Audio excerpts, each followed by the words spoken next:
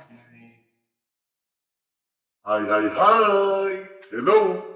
Magandang gabi, magandang araw, magandang hapon, magandang umaga, kahit saan man po kayo na bahagi ng ating daigdig o bahagi ng ating bansa, sa ating mga kababayan, magandang araw sa ating lahat. Live na po ang ating Ka-Eric Celis YouTube channel at ang ating Ka-Eric Jeff Celis Facebook Live. Ayan! Hello, hello, hello! Maganda po ang pag-uusapan natin ngayon sapagkat magkakaroon tayo ng part 2 ng pagbulgar dito po sa inilahat ng ating very reliable source na nakakasama po dito sa mga pagpupulong ng pakikipagsabwatan o meeting of conspiracy and meeting of evil operations ng grupo nila Tambi Boy at ni Boy Dracula at ng mga komunistang grupo. Ayan na, excited na ang ating mga kababayan. Nauna si Jamal Ahmad Paintings. Magandang gabi ka, Eric. At si Alvin Espejo.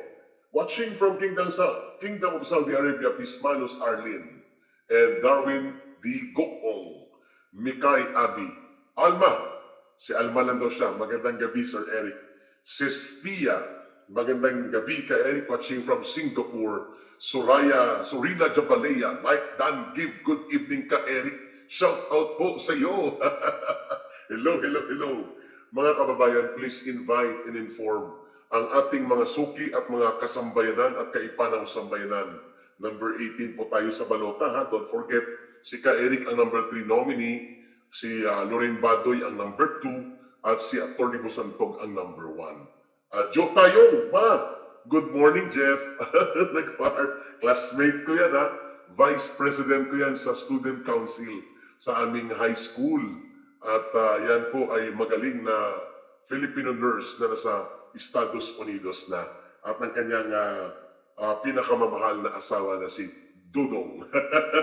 Sa Maloses, mayang gabi ka, Eric, si Utol yan.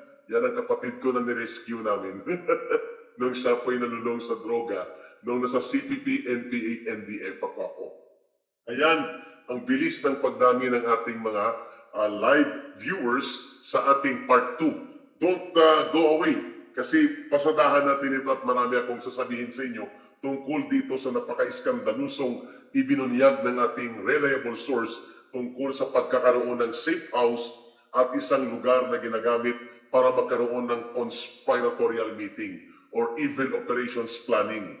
Ang grupo ni Tambi Boy, ni Boy Dracula, at ganoon din po ng mga komunistang urban operatives na naglalayong guluhin ang kalagayang pangpolitika ng ating bansa at magkaroon ng pananabotahe in the form of political demolition job laban sa mga political rivals ng Marcos Romualdez at kalaban din po ng mga komunistang terorista, mga kriminal at mga sindikato na ayaw nilang manumbalik at muling mamayagpag ang pamumuno sa ating bansa ng isang Duterte brand of leadership. Terrorist and sindikato, parehas ng galawan. Mas lamang lang sila kasi organisado sila, may pondo pa mula sa gobyerno. Tama ka, JB ko. Ayan, start na tayo. Keep on sending your messages. Keep on sending your shout-out. Thank you sa mga nagsimulang makinig na at magsubaybay sa part 2 ng Safe House ni Tambi Boy at ni Boy Dracula at ng mga komunista na bisto na. Ayun. At maya-maya may ibibigay si Ka Eric na headline, pero para kayo po'y huwag mawala ang pananabik. Ano pa mga detalye at mga mahahalagang puntong pananaw na ilalahad ni Ka Eric tungkol dito sa nabuking, nabisto at nabubunyag ngayon na aktual at real na pagkakaroon ng sabwatan o conspiracy sa pagitan ng mga urban operatives ng CPP, NPA, NDF at ng mga hilaw na komunista at mga oportunistang mga politiko kasama po ang isa sa faksyon ng Marcos Romualdez na grupo ay mayroon po tayong nakakabahala na balita. Ano po yan muna bago itong detalye ng part 2 ng ating headline.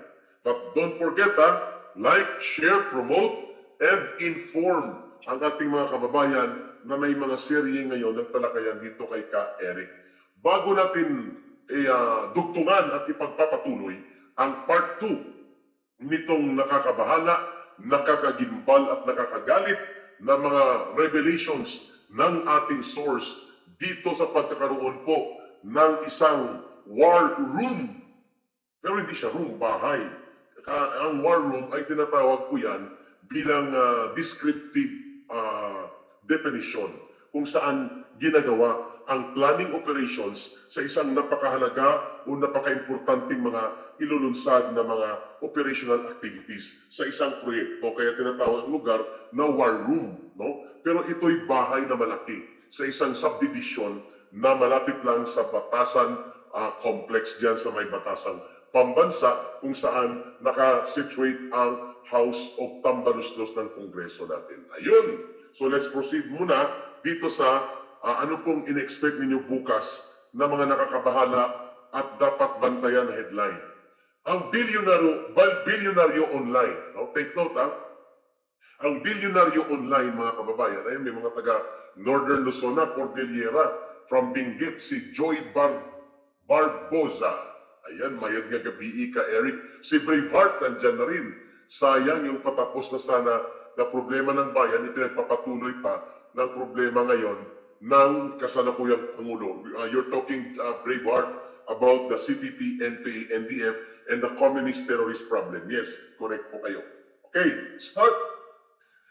Ang bilyonaryo online, mga kababayan, ito po ay isang online platform, no, na nagbibigay ng mga economic analysis and news tungkol sa mga mahalagang balita sa negosyo at mundo ng pagninegosyo at mundo ng pang-ekonomiyang aspeto ng ating lipunan. Ang pangalan niya po, Bilyonaryo Online. At ito po, nakakakuha tayo ng mga ilang explosive economic and business news. Ngayong gabi, just around 10 minutes ago, bago pa ako mag-onboard, ngayong gabi mga kababayan, ang headline ng isa sa mga pangunahing story na binibitbit ngayon ng Bilyonaryo Online ay ang pag-flag down o ang pag-notify ng Commission on Audit sa pamunuan ng GSIS na mukhang nakakaduda at umikot sa isang regulasyon na mali ang pag-invest ng COA ng 3 billion pesos na pundo ng mga manggagawa sa pampublikong sektor at mga empleyado ng gobyerno. Take note, GSIS or Government Service Insurance System ang counterpart ng SSS. Ang SSS ay para po yan sa Pension and Social Welfare Benefit Fund na kinokolekta buwan-buwan mula sa mga manggagawa at mga empleyado sa pribadong sektor. Ang GSIS ay ang pangongolekta o nangongolekta at nagtitipon ng mga karampatang pension fund and mga benefit fund na para po sa ikabubuti ng mga magre-retiro ng mga manggagawa at empleyado ng pamahalaan sa iba't ibang ahensya at sangay ng ating gobyerno. Ngayon, sinabi nga ng GSIS, hindi nila ito ipin-prove sa Board of Trustees, BOT. No, may regulatory authority ang GSIS na may independent charter po ito. Kasi ang GSIS ay parang kahalintulad ng isang GFI or Government Financing Institution / GOCC.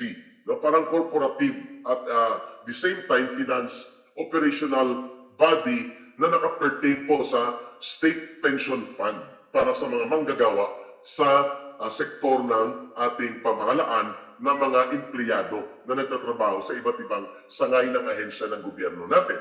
Ngayon, ang Commission on Audit ay nakakita po ng isang nakakabahala ngayon na report ng review nila, mayroon pong ipinalusot na pundo ang pamunuan ng GSIS sa pangunguna nito ni Mr. Velasco, no? The self-proclaimed, kung ang bilyonaryo pa, rainmaker. Hindi ko alam bakit tinawag siyang self-proclaimed rainmaker. Itong si Wix Velasco ang naatasang mamuno ng GSIS sa ilalim ng Marcos Jr. government.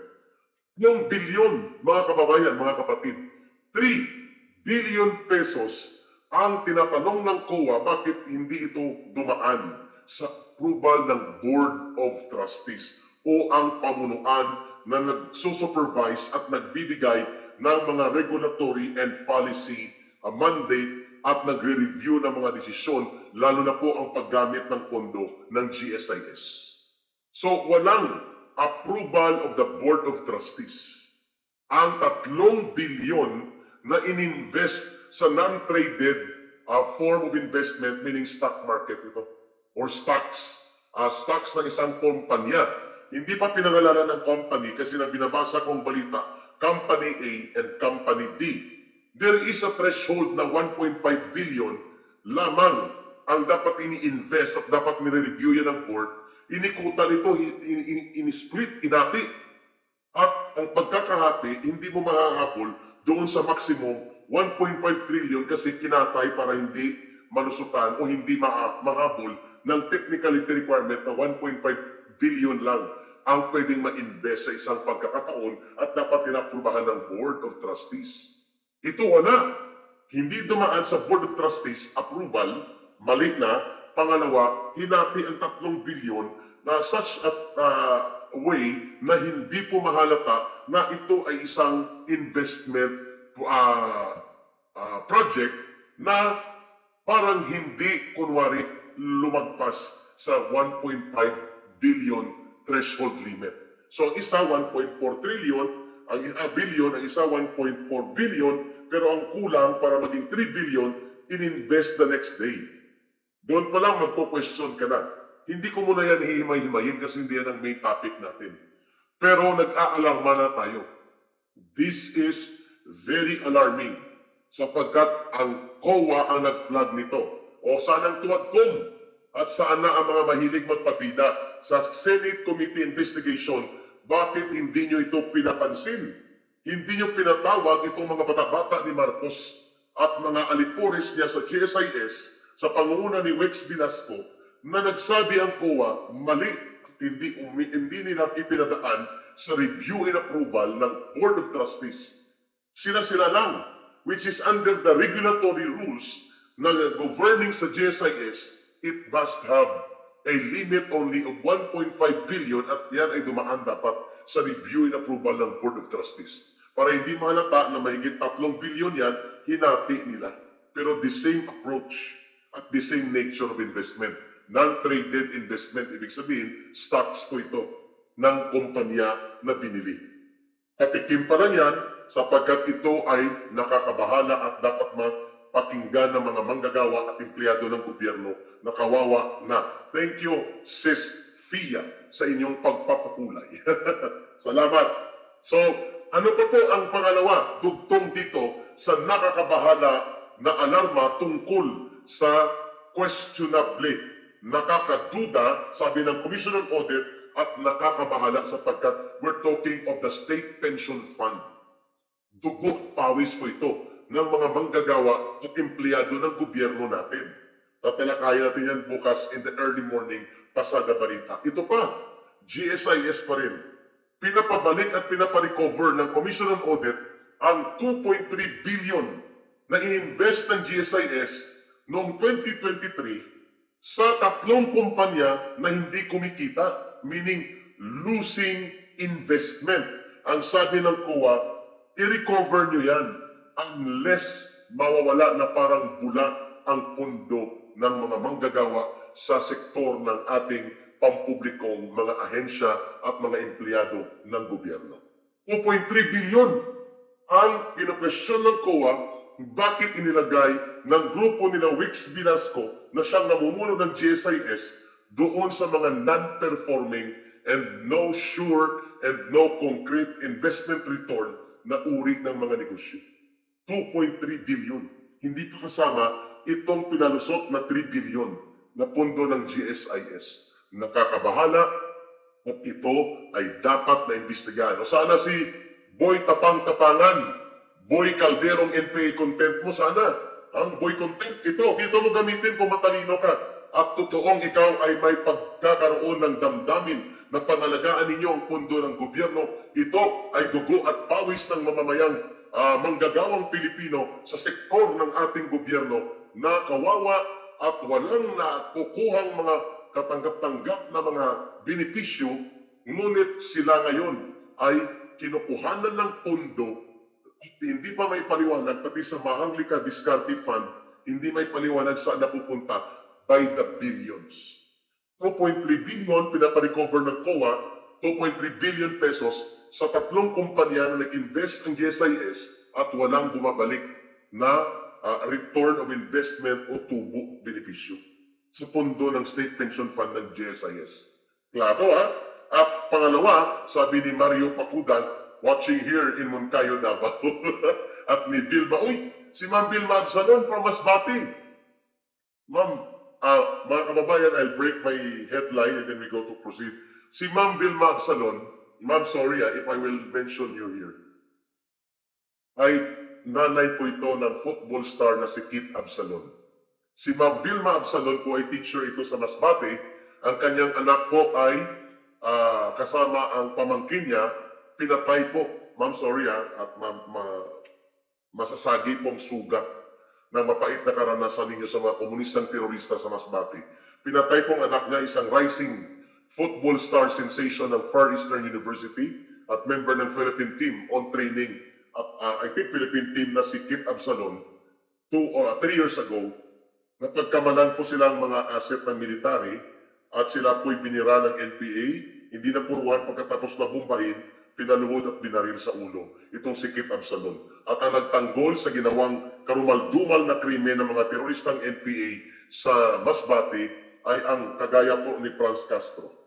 Sila po ang unang nagtanggol ng NPA at sinisi pa si Kit Absalon at ang pamilya niya si Nanay Vilma Absalon nanonood ngayon. Ma'am Vilma, at ang kanyang pamilya pa ang sinisi dahil daw walang peace talks. Ang pangalawang nagtanggol dyan si Teddy Casino. At tumatakbo pang senador ang kulukoy na ito at kinasuhan pa kami ni Loren Badoy sa civil cases of kaparehong ni Arton Araulio na wounded feelings daw. Mga kulukoy, no? Ito ang mga naging abogado ng NPA tagapagtanggol. At kaya nga may video yan na sinasagot ko siya at dinudurog ko ang kanyang punto. No? Napapunta tayo tuloy kay Ma'am Absalon. Kasi nakita ko, Vilma Absalon. Okay lang po, gusto ko rin na lagi po nilang malalaman ng kababayan natin dahil dumadami naman ngayon ang NPA. Kaya rin. Si Ma'am Vilma talaga, siya pala ito. Pinaluhod si Kit Absalon, very potential, strong football athlete and sensation star, naging athletic scholar sa FEU sa kanilang hirap na buhay at siya po'y nakapag-aral ng kolehiyo bilang athletic scholar. Ang kanyang murang edad at ang kanyang talento po, ang king galing sa paglalaro ng football ay pinatay po ng mga NPA, ng CPP, NPA, NDF kasamang namatay ang kanyang lupang katawan. Murang edad. Pinatay at wala pong pagpapasori o pagtanggap ang mga CPP, NPA, NDF at ang nagtatanggol itong National Union of Patakas Lawyers, itong grupo ng karapatan piyansador ng NPA, itong nagrereklamo na nare-retag namin sila at dahil sila naman ang talagang nagtatanggol ng CPP, NPA, NDF at nagkakabugado para sa CPP, NPA, NDF, mantakin niyo mga kababayan. Sila pang may ganang kasuhan ang mga kagaya namin na nagbubulga. Ma'am, tatalakayin ko yan. And maraming salamat for your strength and for your strong character of a mother na patuloy niyo pong ipinaglalaban ang kaso na ito ng karumaldumal na pagpatay sa inyong anak at sa inyong pamangkin. At ma'am, pasensya na at hindi na tayo nakapag-usap muli. Ito po, recorded ito kung paano ipinagtanggol ni Franz Castro, nila Cristina Palabay, nila Teddy Casino, itong mga pinapangalanan namin, nitong mga bayad muna party list na ito, nitong mga party list nila, ang karumal-dumal na ginawa ng CPP, NPA, NDF ay pinagtanggol nila. Binigyang matuwid pa at sinisi pa ang gobyerno dahil wala na daw peace talks kay Duterte, kaya nangyari ito sa pagitan ng CPP, NPA, NDF dahil ang mga military daw ay siya naman talagang nananalasa sa mga kanayunan, kaya ang NPA tuloy hindi mo masisisi na napagkamalan itong civilian. Ang galing! Wow! Ang galing nila. No? Thank you, Babe Oblen. So, Ma'am Vilma, pupuntahan ko po yan as a separate topic. Linsher Gold, nagpapakulay din. Thank you so much. Yan po ang dahilan kung bakit hindi po nag-aalangan si Ka Eric na titigil ako, kami, ni Lorin Badoy at mga kagaya natin, kasama kayo, na maibulgar po ang karumal-dumal na krimen na ito, itong krimen laban sa sangkatauhan na nilabanan nila Rodrigo Duterte, nilabanan ni Vice President Sara Duterte, sapagkat itong mga alipores nila na gumagawa ng kasamaan at pagwasak sa ating bayan, pagpatay sa kabataan at mga sibilyan at mga mamamayan, kagaya na nangyari sa anak ni Ma'am Vilma Absalon, ay patuloy po na pinupunduhan nila Martin Romualdez ni Marcos at gamitin para magkaroon ng kaguluhang pangpolitika at nagpapakilala pa silang mga impeachment crusader ang mga alipores na ito ng komunistang terorista.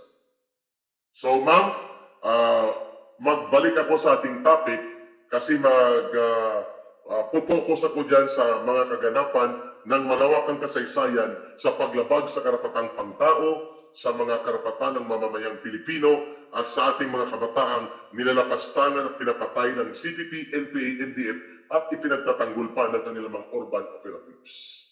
Okay? Klarong-klaro mga kababayan na itong ating pag-discuss ng pansamantalanang at babalikan ko ito in my next episode, ang nangyari sa anak ni Ma'am Vilma Absalon ay isang malaking eye-opener na pagbabalik tanaw sa kasaysayan ng mahabang karanasan natin sa dugo, pagpatay at mga pangwawasak na ginagawa ng CPP, NPA, NDF.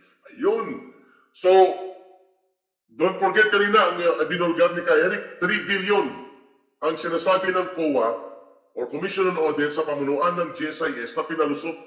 Walang board review and approval at pinalusot at tinati-hati upang hindi mapigilan ng 1.5 billion na limit of investment.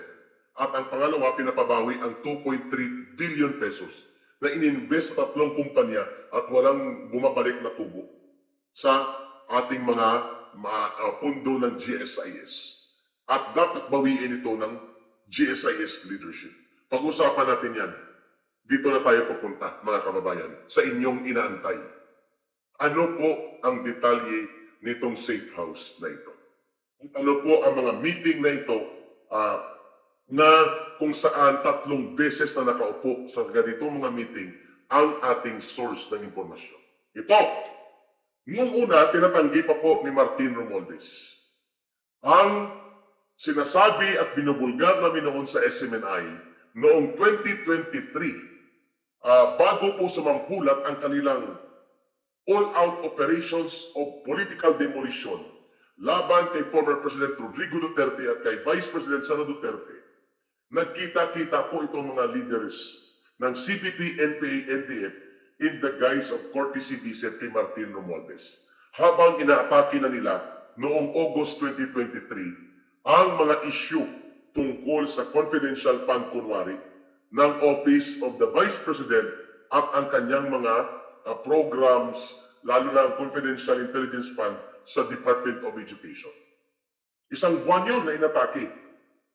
Hindi nakikita ng taong bayan, bakit nagaganap ang ganitong kalawak at kakoordinado na atake sa Vice President ng ating bansa until ibinulgar namin na may pagkakaroon po ng pakikipagsabwatan ang CPP, NPA, NDF kay Martin Romualdez bilang Speaker of the House upang patindihin ang atake at gamitin ang isang organisado na approach na durugin, i-demolish at i-paralyze ang political integrity, influence, and political standing ni Vice President Sara Duterte at pati ng kanyang tatay na si former President Rodrigo Duterte by way of a well-organized, well-planned, and well-financed operations of political demolition job.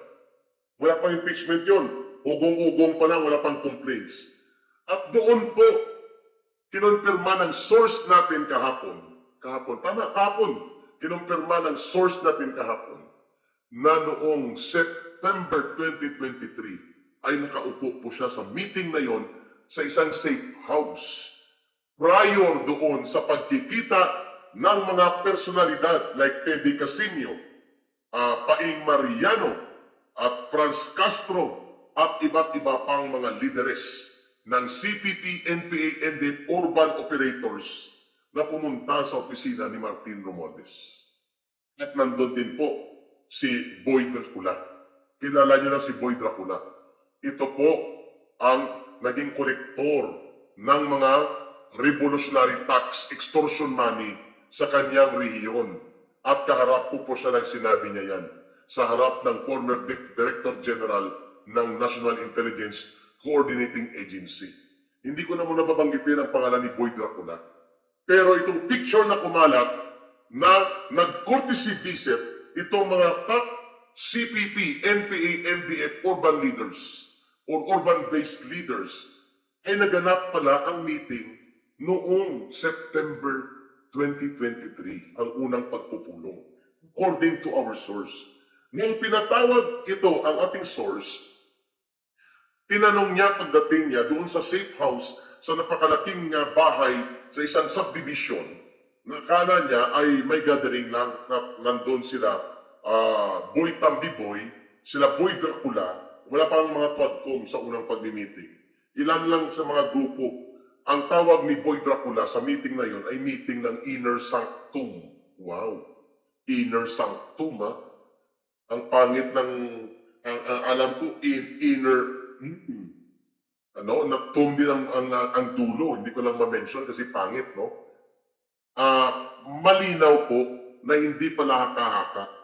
Ang naging deklarasyon namin sa programa sa SMNI namin ni Dr. Lorraine Badoy na indeed ay nabuo na ang isang alyansang oportunismo at alyansang mapangwasak at tagapagasik ng lagim pang politikang kaguluhan sa pagitan ni Martin Romualdez at ng mga CPP, NPA, NDF, and it was confirmed.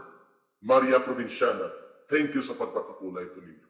Confirmed kahapon na ang meeting ay malapit lang po sa bahay na ginagamit na safe house. Diyan sa may subdivision, malapit po sa Congress, sa Batasang Pambansa Complex area.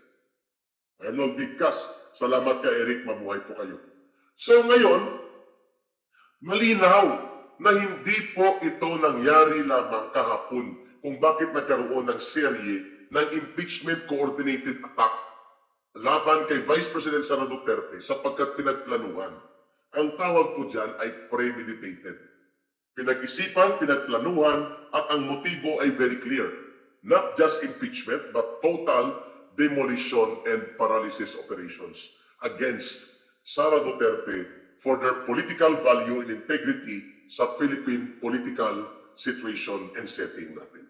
Para by 2025 and 2028 na mga eleksyon ay magiging insignifikante at magiging paralyzed ang political support and influence na pwedeng gawin ng mga Duterte.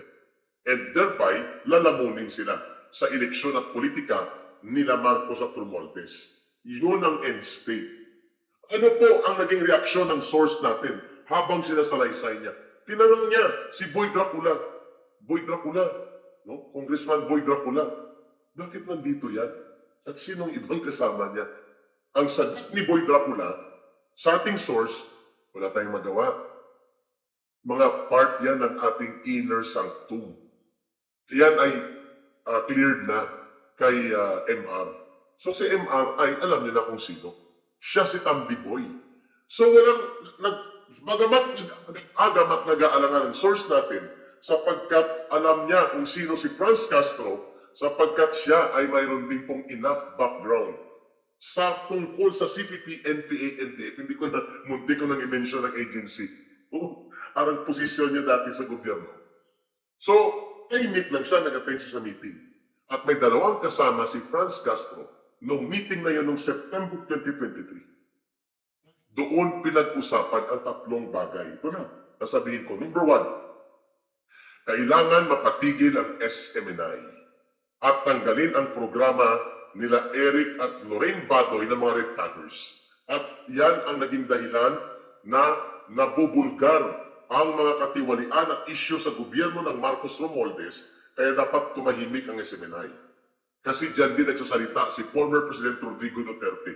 Dalawang programa nandun sa SMNI eh. Ang isa, ay ang Laban Kasama ang Bayan, na talagang the one and only unique program to ever exist in the history of Philippine television na frontal, walang takot na lumalaban sa mga terorista at komunistang grupo ng CPP, NPA, NDF, never done before in any Philippine television program, only in SMNI. So tinarget ang Laban Kasamang Bayan at ang pangalawa yung program ni Pangulong Duterte na gikan sa masa para sa masa. Kung saan una niyang sinabi na ang pinakakurap na ahensya ng gobyerno ay ang Kongreso sapagkat nandyan ang grabe na pagwaldas at pag-abuso sa pundo at kaban ng bayan. At doon nabulgar ang extraordinary fund na wala palang liquidation and receipt kundi certification lang. Okay na. Wow! Doon sila nagalit sa dalawang program na yun, Laban Kasama ang Bayan at ang sabi nating source yung program ni former President Rodrigo Duterte na gikan sa masa para sa masa. Ayun! So tinarget talaga siya doon sa meeting na yun at ang nag-propose niyan ay sila Franz Castro at ang dalawang kasama niyang lalaki. May ideya na kung sino mga nakaupo na ito. Hindi ko muna i-mention kasi pinadescribe ko yon at alam ko kung sino ito. Ito ay mga bahagi ng National Organizations Department, NOD, ng CPP Central Committee Staff Organ at ang isa ay taga NUFC, National United Front Commission. Explain ko yan mamaya kung anong mga grupong yan na pinaupo ng Central Committee kasama kay Lola Franz Castro na isang convicted criminal sa kasong child abuse. No? At nagpapakilala pang representante ng ACT teachers. Thank you, Mariposa. Pangalawang agenda, sabi ng ating source noong September, ay pinag-usapan kung papaano ang pag-expose ng organisado at tuloy-tuloy at sustained tungkol sa confidential and intelligence fund na nasa pondo at pangangalaga ng Department of Education at ng Office of the Vice President. Thank you, Alan Cabarubias and Mariposa, sa inyong pagpapakulay.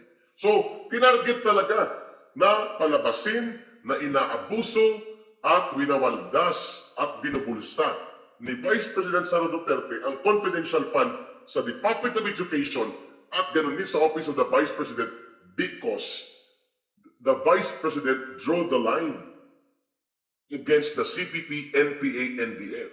And during that time, si Vice President Sara Duterte was the co-vice chairperson of the National Task Force to End Local Communist Armed Conflict. So, ganun pala kung bakit nakatutok lang sila sa confidential fund and intelligence fund sapagkat yun ang gusto nilang palabasin. At ito ay alam nila na nagagamit kontra sa communist terrorism ng CPP, NPA, NDF, kaya hiniling nila kay Boy Tambaluslus na kung pwede ay tanggalin din itong mga pundong ito at dito birahin si Sara Duterte at doon nagsimula ang 125 million confidential fund at inubos lang daw ni Sara Duterte in 11 days. Linya po yun ng CPP, NPA, NDF. Ba tuwang-tuwa si Tambaluslus? Yes! Kasama si Boy Dracula. Tama yan! Tama yan! So tuwang-tuwa siya kasi bibirahin na niya si Sara Duterte. At napat na siya ng upo na Pangulo ng Bansa sakaling may mangyari kay Marcos Jr. o sa 2028 or earlier. Okay? Pangatlo, ano pong hiniling nila doon? Ang humiling sa pangatlo ay si Tambaluslos. Ang sabi niya sa CPP, NPA, NDF na mga cadre urban operatives na pinadala ng Central Committee at in-identify doon ang ating source, nandun si Franz Castro, basta wag niyong idamay at wag niyong targetin si Bongbong Marcos, si BBM, ako na bahala sa inyo. And you will be reporting to us, to me, sabi niya. So, siyempre, nakikinig din at kinukuha na ng opinion ang ating source. Nagbibigay din siya ng ilang pananaw, pero hindi na siya mapakali. No? This was September 2023 pa. Sana nakikinig dito ang Armed Forces of the Philippines at ang Department of National Defense. No? Sana. Yun pala ay nagkaroon na ng bargaining na hindi muna bibirahin ng CPP, NPA, NDF si Bongbong Marcos Jr. Focus lang kay Sara Duterte at kay Rodrigo Duterte. At doon lumabas ang pang-apat na hiniling. Sa talakayan na yon, sinabi naman ng CPP-NPA-NDF na dapat pati si Rodrigo Duterte ay papanagutin sa ICC. At sabi ni Boy Tambaluslos, yes, we will utilize ICC. Kami na ang bahala doon. At kayo na ang mag-usap dyan nila sundalong kanin. Ayun! Kaya pala, ang CPP, NPA, NDF International Department nila na nakabase sa Netherlands, sa Europe, ay nagtalaga na ng isang abogada na magsisilbi na legal counsel ng ICC, International Criminal Court sa Pilipinas. At ang pangalan niya ay Cristina Conte. Yun po umaarap sa mga hearing ng Tuwadcom at pati sa Senado. Yan po ay miyembro ng National Union of Patakas Lawyers. Mga kababayan, hindi ko na itanong kung nandun din siya, pero kilala siya ng ating source. Yun pala kung bakit siya nila hinihiling na pumasok ng ICC at biglang pumihit ng Department of Justice na tono ng kanilang sinasabi na we will not cooperate sa ICC and then we will respect the authority and procedure of ICC. Wow! Yun pala ay agenda ng CPP, NPA, NDF. At hiningi yan kay Boy Tambaluslos, mga kababayan. Yan ang mga naganap na meeting. So hindi naman pakali ang ating source. At doon niya nakumpirma na may mga previous meetings pa pala. Piniplanuhan na ang ganitong gagawin nila na kaguluhang pang politika na ibubunto nila ang sisi dito sa mag-amang former President Rodrigo Duterte at kay Vice President Sara Duterte. Pating nangyari sa SMNI ay nakasama po sa meeting na ito. Sana napapakinggan po ito ng aming mga management team sa SMNI. That it was part of a confirmed grand conspiracy scheme na unahin ng SMNI si Pastor Kibuloy upang mawalan ng information infrastructure support ang Duterte political camp at ang mga maiingay na mga tagapagwalwal ng SMNI, tinarget talaga kami. Pating nangyari na pagkakakulong namin noong December 2023, mga kababayan. Wow! Ha? Wow! And to make the story short, nangyari nga. At kitang-kita ang role-playing. So hindi po inosente si Boy Tambaluslos at hindi inosente si Boy Dracula. Bakit ko po pinapangalanan ng mga ganon? Sapagkat masiselan po ang nagaganap na ito, mga kababayan. But I will point the finger right now to Martin Romualdez as the speaker and the fourth highest in the ranking of government officials. Why are you cavorting? Why are you conspiring with the enemies of the state and the enemies of the people, such as the urban operatives of the CPP, NPA, NDF, upang magkaroon ng kaguluhang pangpolitika, tanggalan ng prangkisa ang isang lehitimong media na nagkakaroon ng critical and truthful revelations sa nagaganap sa ating bansa at kung kaya pati ang atake pala sa kay Pastor Kibuloy sa Kingdom of Jesus Christ at sa SMNI ay all along pinagplanuhan. Pati ang pagdugtong natatalunan pati si Sara Duterte and then Rodrigo Duterte. Ang lahat ngayon ay pinagpaplanuhan at pinagkakaisahan. Kaya ang grand conspiracy ay doon nagaganap sa safe house na ito. Na-describe sa atin ang address at ang lugar at hindi ko na dito ibubulga. Pero I will try na puntahan ito pero dahil tinatalakay na natin, posible pong ito ay pasarado o i-abandona nila. No? Binabulga na natin eh. Ano po ang second meeting nila? Ang second meeting po nila ay pag-decide na bahala ang Senado kung hindi sila mag-cooperate, pero through the National Telecommunications, NTC at MTRCB, tatanggalan natin ng boses ang mga Duterte at uunahin natin patahimikin at bosalan ang SMNI at tatanggalin ang mga programa nila. I hope narinig niyo po ito. Kaya noong December 2023, naganap po ang isang napaka-iskandaloso na pangyayari kung saan at pagka-January 2024, dinesisyonan nila na ang active franchise ng SMNI ay i-revoke nila. Mabutit hindi sumunod ang Senado, kaya active at buhay pa po ang prangkisa ng SMNI until 2044 pa. Pero ang NTC, National Telecommunications Commission, ay hindi nakapalag. Hindi sila nagbigay ng permit to operate dito sa SMNI. Kaya hindi nakikita ang SMNI sa free TV. Sa cable, mayroon. Sa YouTube, mayroon. At sa social media. Pero as a full operational TV network and media network, hindi po ito nabibigyan ng karampatang pagkilala, pagrespeto ang franchise ng SMNI. Yan po ay naganap doon sa meeting na yon, talagang pinagpaplanuhan.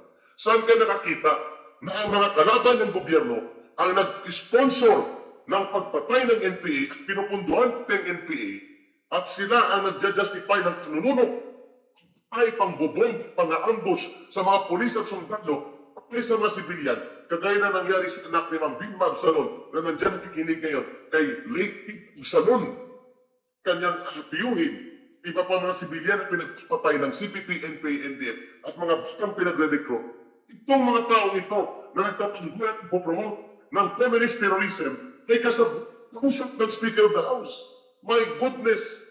At ang pinagpaplanuhan, paano patindihin ang pangpolitikang kaguluhan upang hindi na makapanumbalik ang Duterte brand of leadership sa ating bansa. My goodness! Ang mga tagapagwasak ng ating bayan at tagapagpatay ng ating mga mamamayan at mga sibilyan, sundalo at mga pulis, kausap at kasabwat ng Speaker of the House. Doon mismo sa mga safe house meetings nila, my goodness, hindi ko maubos maisip na magaganap at mangyayari ito mga kababayan. Klarong-klaro na hindi lang po ito parang pinag-isipan lang. Kahapon, pinagplanuhan at pinagkaisahan. At impeachment complaints ito, ang mga nangyaring ito, pati ang tuwagkom, ang pagdidiin, ang mga role plays ng mga resource persons, sinong tirador, ang role ni Boy Tapang-Tapangan, Calderong NPA, Boy Contempt Paduano, ni Akop, nila Pimentel at iba pa, ay doon po pinagpaplanuhan. Anong role ni Lula Franz Castro? Anong role ni Stick to the Plan Stila Kimbo? Ang lahat ng ito po ay pinagpaplanuhan. Kaya pala may stick to the plan sila. Kaya pala may mga role play. Si Garma imbitahin kasi yan ay girlfriend ni Duterte, pahiya natin siya at then i-pressure natin si Garma kasi weak point niya ang anak niya. Wow! Kalkalin natin ang pagkakapaslang kay Wesley Barayuga, lumabas na magkaroon ng super committee na ang tawag ay Tuwadkom. Lahat ng ito ay dinisenyo. Hindi po ito nagkataon. Ito'y sinadyang gawin sa atin. At dapat po ito maibulgar, mga kababayan. Ha? Dapat po itong maibulgar.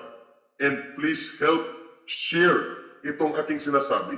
At ako po'y handing humarap sa Department of National Defense. Handang tumistigo sa National Security Council kung sila po at pati sa Armed Forces of the Philippines para po may discuss ang mga iba pang detalye ng nire-reveal ng source na ito. At kung hindi ko alam kung ipapatawag nila ang source at kung doon basta proteksyonan nila na hindi lalabas ang pangalan ng source na ito, ay dapat gagawin ko po ito. At may witness ko nito ha. Dating kadre din. Hindi ko nababanggitin ang pangalan niya. Dating kadre din.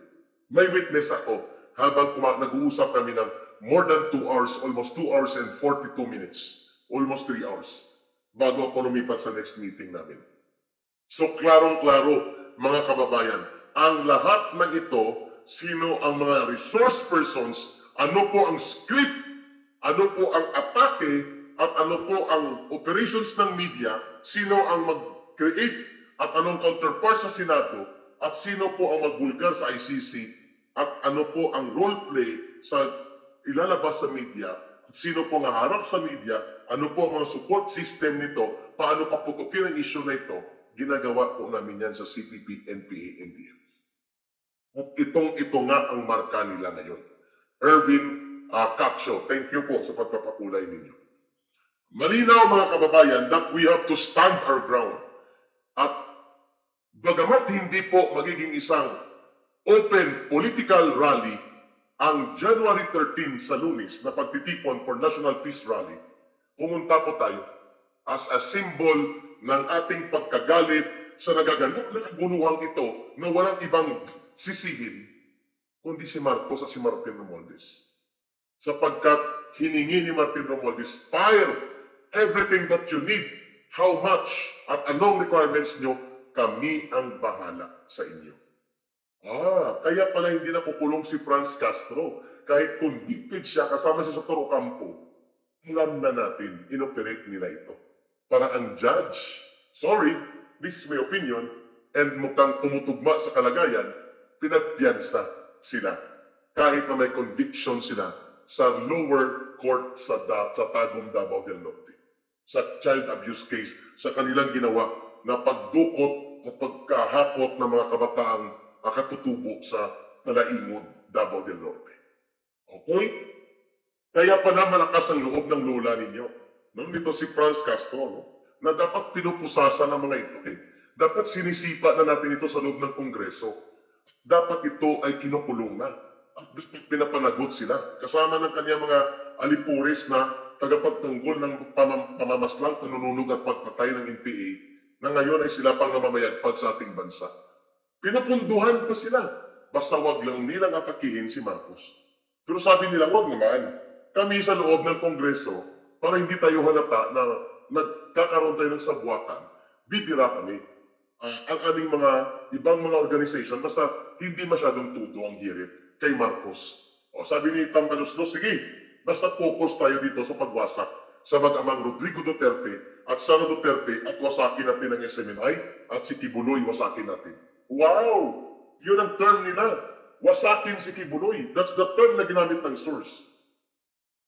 Talagang napapailing na ang source. Hindi na niya na pinapakita na hindi niya nagugustuhan, lalo sa pangalawang meeting. Ang pangatlong meeting ay dito po naganap ang timetable of impeachment.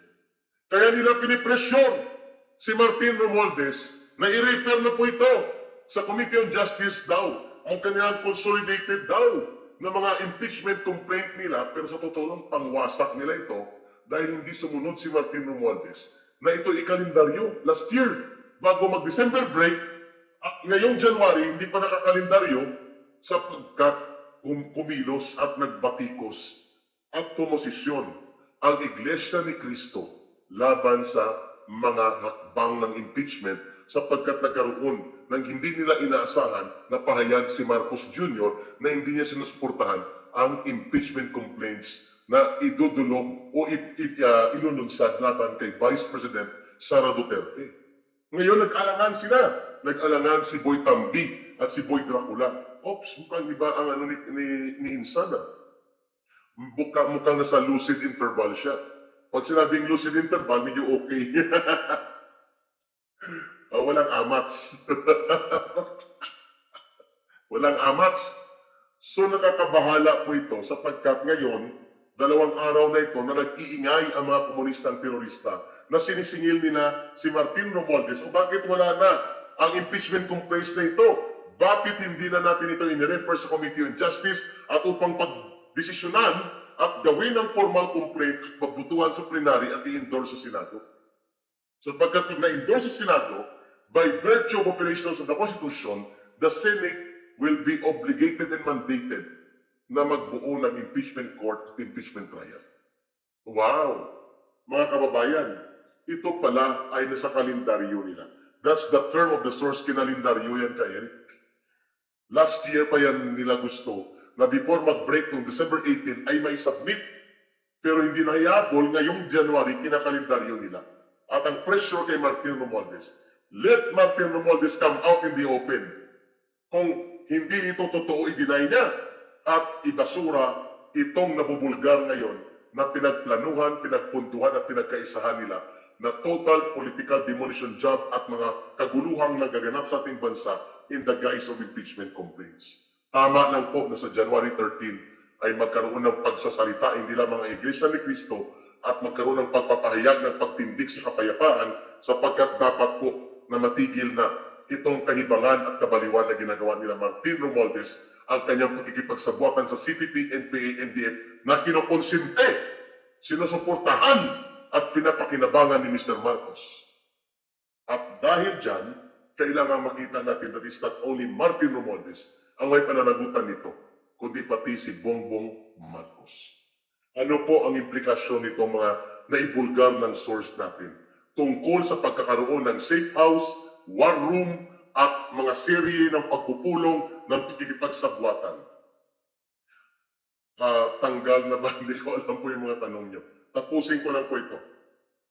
Ang implikasyon po nito, na ang nagaganap na kaguluhan, ang nagaganap na mga banggit politika na nakakaapekto sa kabuhayan natin ngayon, with more than 63% Filipinos na umaabot sa 17 million mahigit ang nakakaranas ng mahirap na buhay araw-araw at mahigit 10 million Filipinos or 15 million Filipinos to the most ang hindi nakakakompleto ng pagkain araw-araw at nagugutom ang kanilang pamilya at mga anak.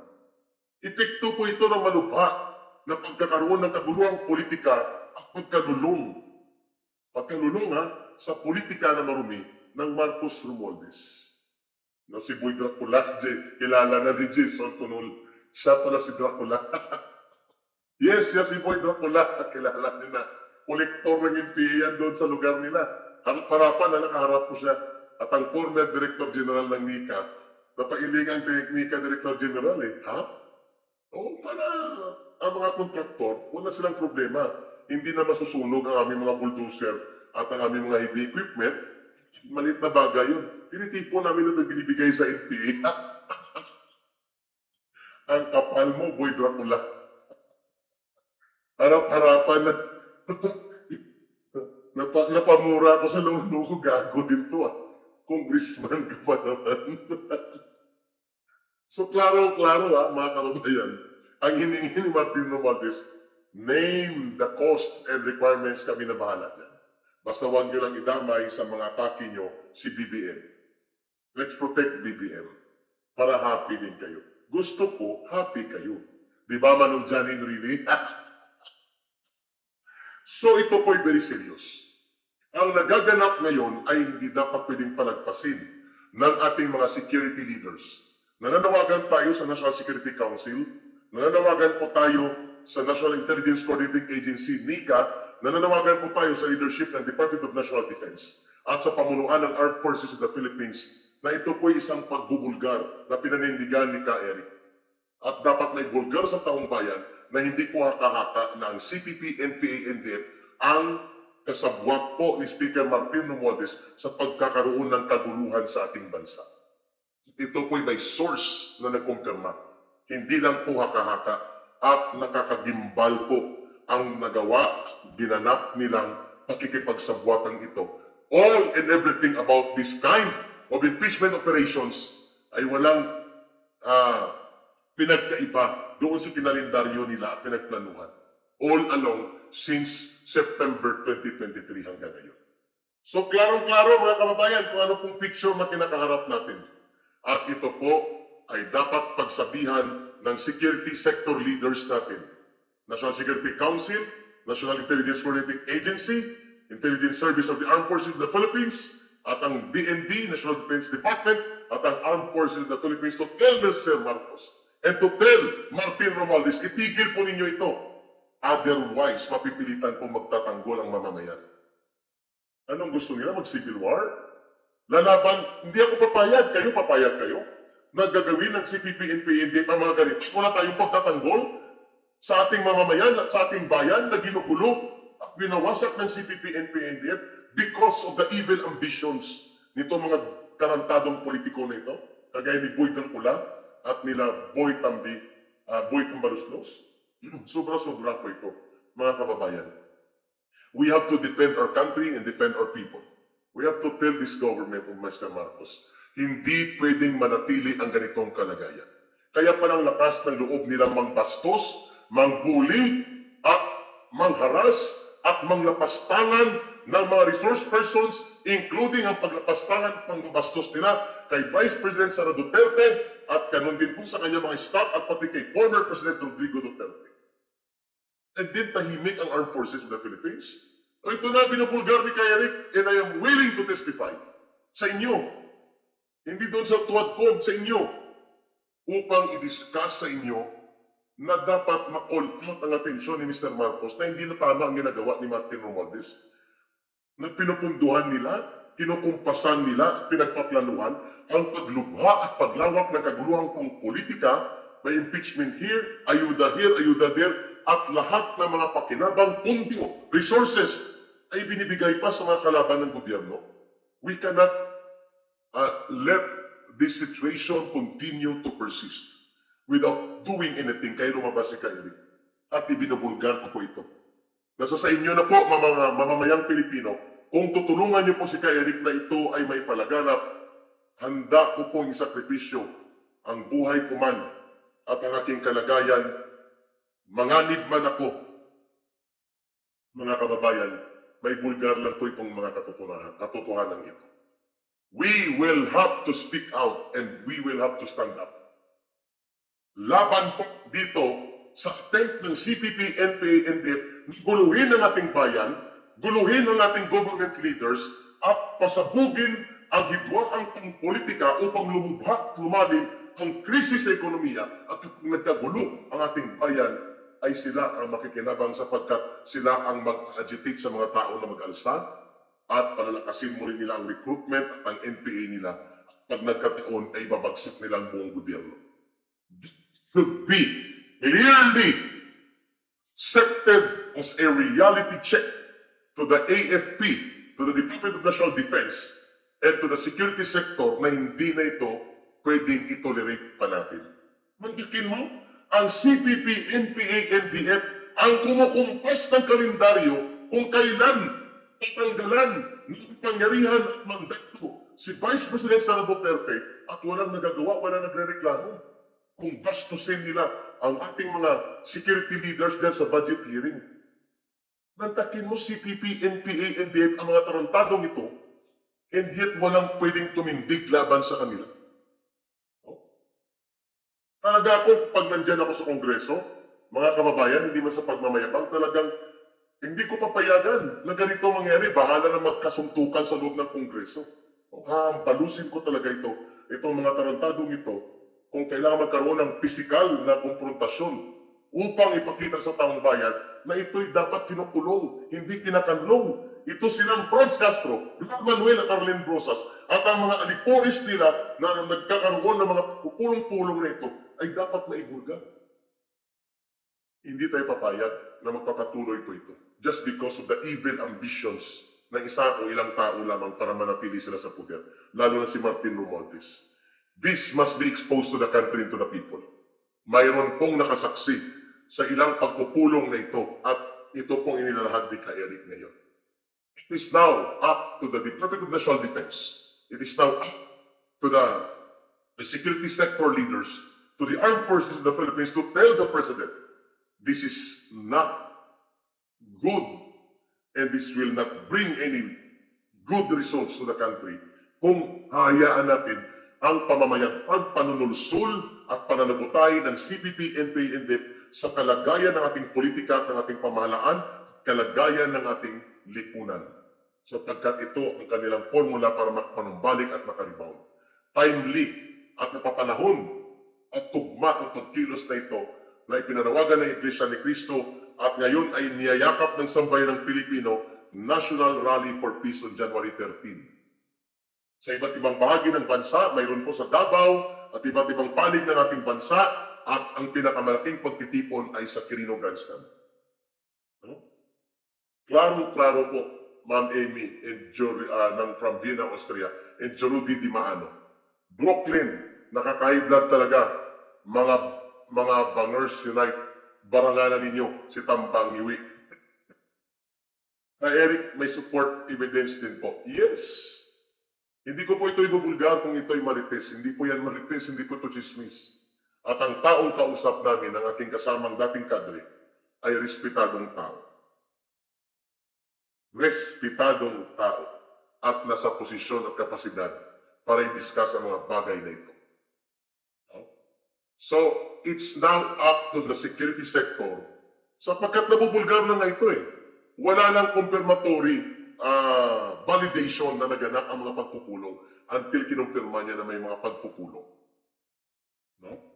Nakakaawa talaga ang mga Pilipino sa nangyayari ngayon sa Pilipinas. No, BBM has everything to gain. So hindi tama na wala siyang kinalaman. No!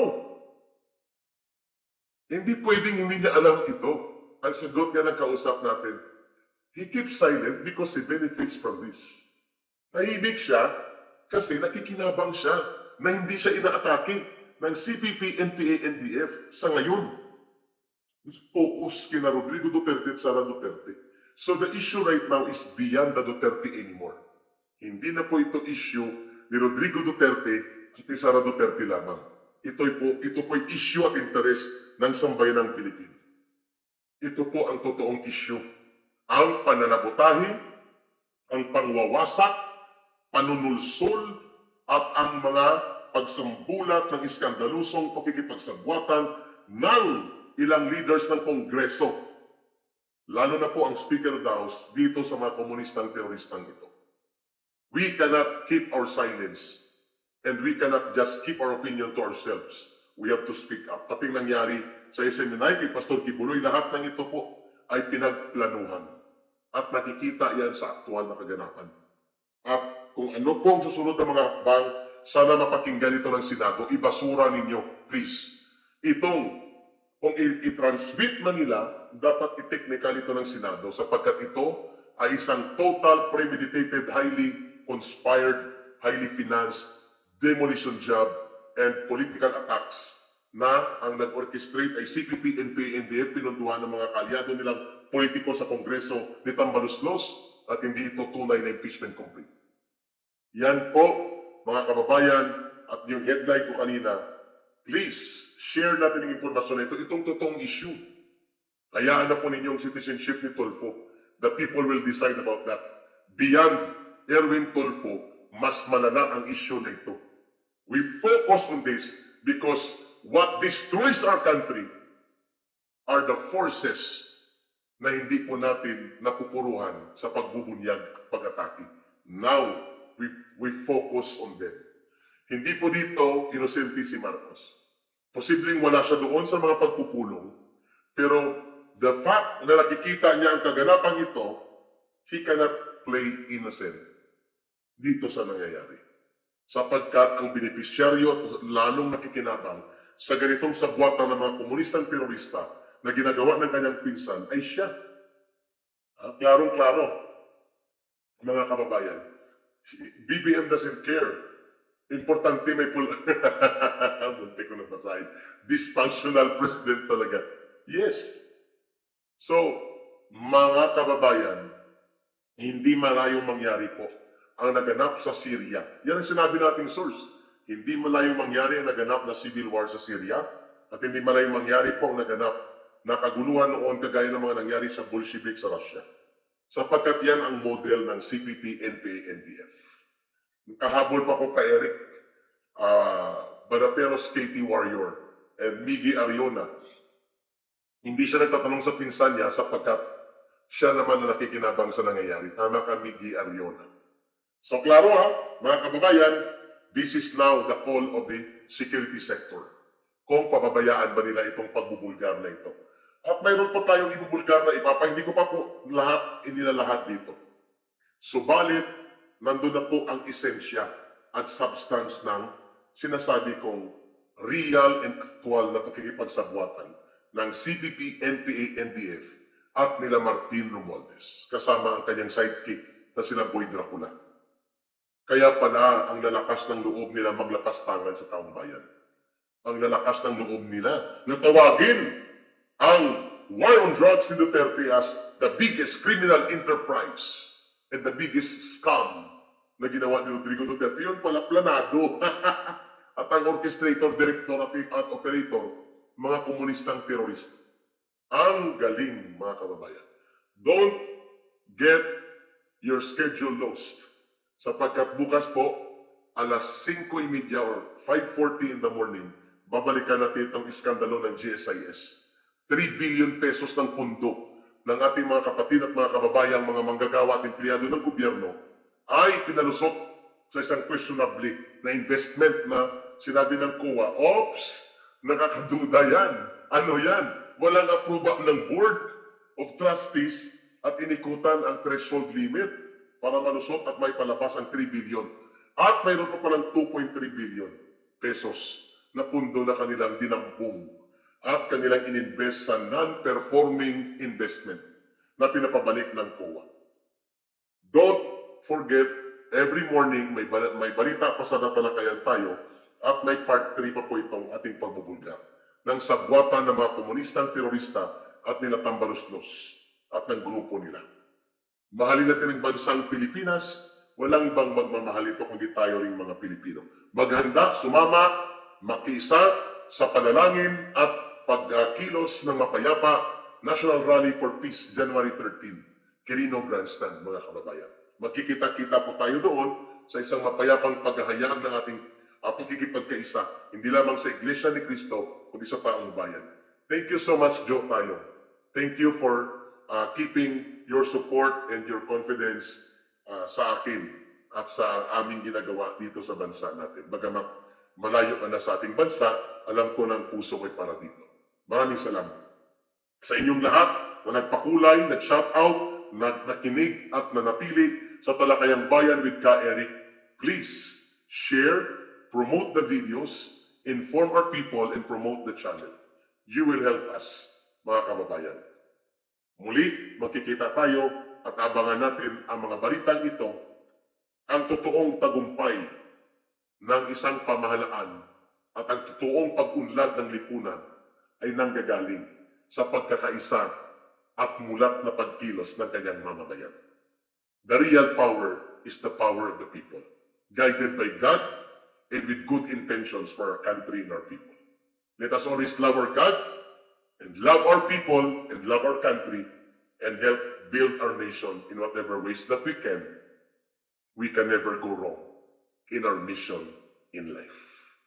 Muli, para sa Diyos at sa Pilipinas nating mahal, this is Ka Eric. God bless you and God will protect you. Ka Eric is signing off for now. See you in the next vlog. Mabuhay!